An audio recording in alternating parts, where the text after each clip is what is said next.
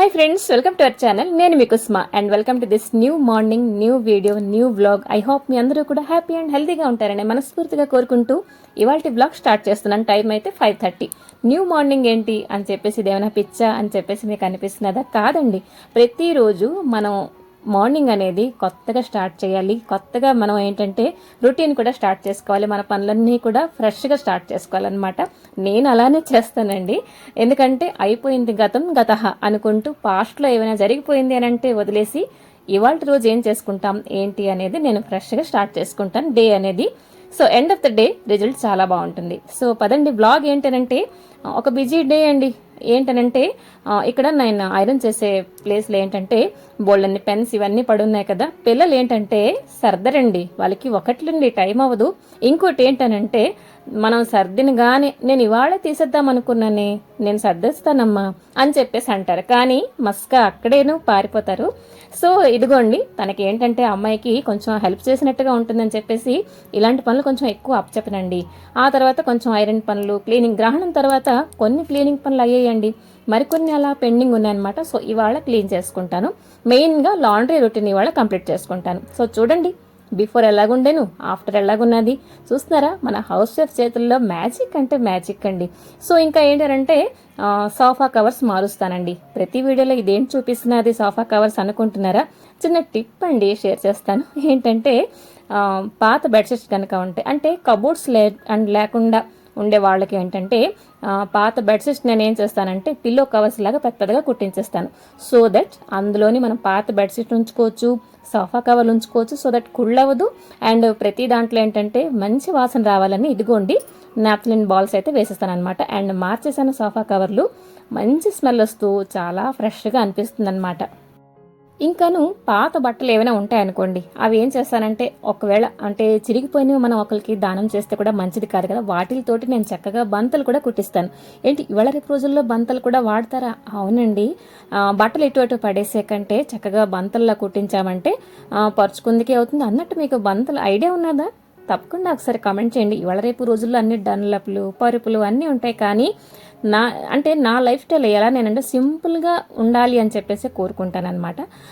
ఏంటండి video starting దగ్గర నుంచి బోధన ఎక్కువ అయిపోయిందా? సరేలేండి, ఇప్పుడైతే రొటీన్లోకి అయితే వచ్చేస్తే కౌంటర్ టాప్ ఇవన్నీ బేసిక్ క్లీనింగ్ ఏవైతే ఉన్నాయో వంటింట్లో అవన్నీ పూర్తి చేసుకుంటున్నాను అనమాట. ఇంకా వాటర్ ఇంకా రాలేదండి.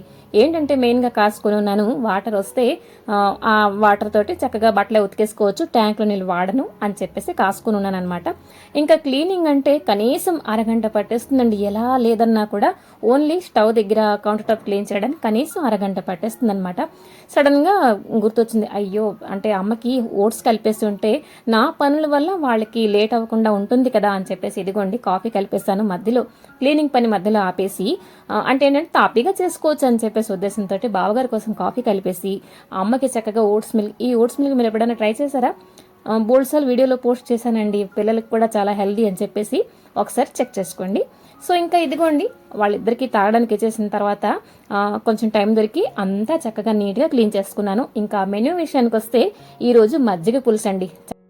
అయితే మజ్జిగ పులుసు కూడా రకరకాలుగా చేస్తారు. శనగపిండి ఓన్లీ కలిపేసి చేస్తారు, శనగపప్పు రుబ్బేసి చేస్తారు. బట్ నేను ఈరోజు కొంచెం కందిపప్పు అండ్ జీలకర్ర నానబెట్టేసాను అనమాట. అది ఫైన్ పేస్ట్ లాగా రుబ్బుకుంటాను వన్స్ నానిపోతే. అండ్ బ్రేక్ఫాస్ట్ విషయానికి వస్తే ఈరోజు చపాతీలే. సో ఇదిగోండి పిండి కలిపేసి పక్కన పెట్టేస్తే ఏదైతే వాటర్ వచ్చే లోపల చిన్న చిన్న పనులు ఏవైతే కంప్లీట్ చేయగలుగుతానో అవన్నీ కూడా 1 by 1 చేసుకుంటున్నాను అనమాట. ఎందుకంటే చెప్పాను కదా 8:30 కల్లా బ్రేక్ఫాస్ట్ అనేది నేను రెడీ చేసేయాలి. అండ్ ఈరోజు చపాతీ అదే రోటీలోకి ఒక మంచి కర్రీ మీతో షేర్ చేస్తాను. అదేంటనంటే ఆలూ కర్రీ అనమాట. ఆలు ఒకవేళ మీకు నచ్చట్లేదు అని అంటే చక్కగా మీరు స్కిప్ చేసేయచ్చు. ఎందుకంటే మా ఇంట్లో ఆలు లవర్స్ అయితే చాలా మంది ఉన్నారనమాట. అండ్ ఇక్కడ చూడండి సన్ రైస్ ఎంత చక్కగా పడుతున్నాయి కదా. సో ఇక్కడ స్టవ్ అంతా క్లీన్ చేసేస్తాను కదా. ఒకవైపు పాలు, మరోవైపు అయితే కడాయి పెట్టేశాను. కర్రీ చాలా సింపుల్ అండి. ఎటువంటి మసాలా కానీ ఏంటి నేను యూజ్ చేయను.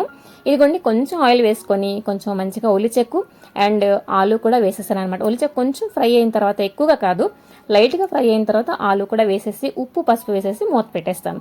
సో దట్ ఏంటంటే సాల్ట్ వేస్తే మనకి త్వరగా మగ్గిపోతుంది కదా. అండ్ ఇందులో నేను యాడ్ చేస్తాను మంచిగా తురిమిన అల్లం అనమాట. సో కారం గుండేంటి నేను వెయ్యను, ఓన్లీ అల్లం తురుము వేస్తాను. అండ్ రొట్టెలు కూడా చేసేస్తున్నాను.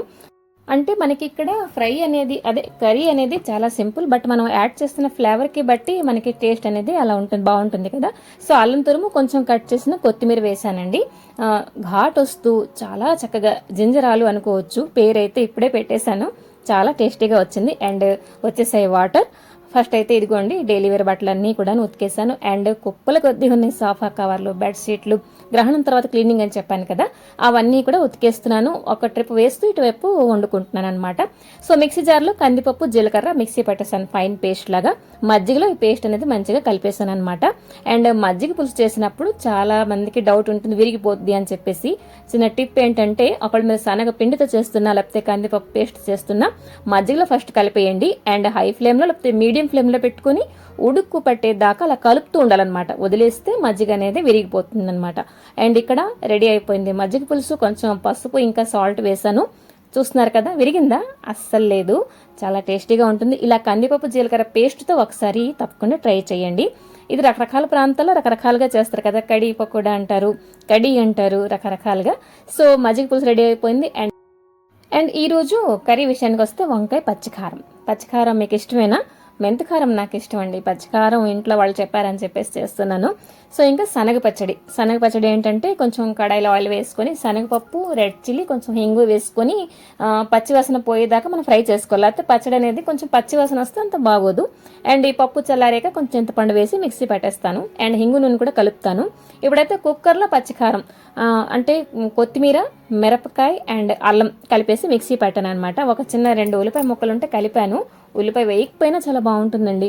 కుక్కర్లో చేసేస్తున్నాను, ఎందుకంటే వంకాయ ముక్కలు సాఫ్ట్గా ఉడికిపోతే బాగుంటుంది అనమాట కర్రీ అనేది. ఇందులో మరి ఇంకేంటి మసాలా వేయట్లేదండి.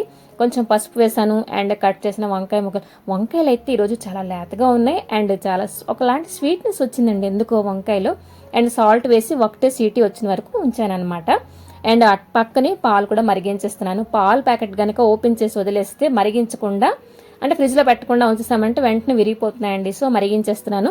అండ్ ఇక్కడ వేడిగా ఘుమఘుమలాడే వంకాయ కర్రీ రెడీ అయిపోయింది. ఇది మన రైస్లో చక్కగా ఒక చొక్కు నూనె వేసుకొని కలుపుకుంటే చాలా బాగుంటుందన్నమాట.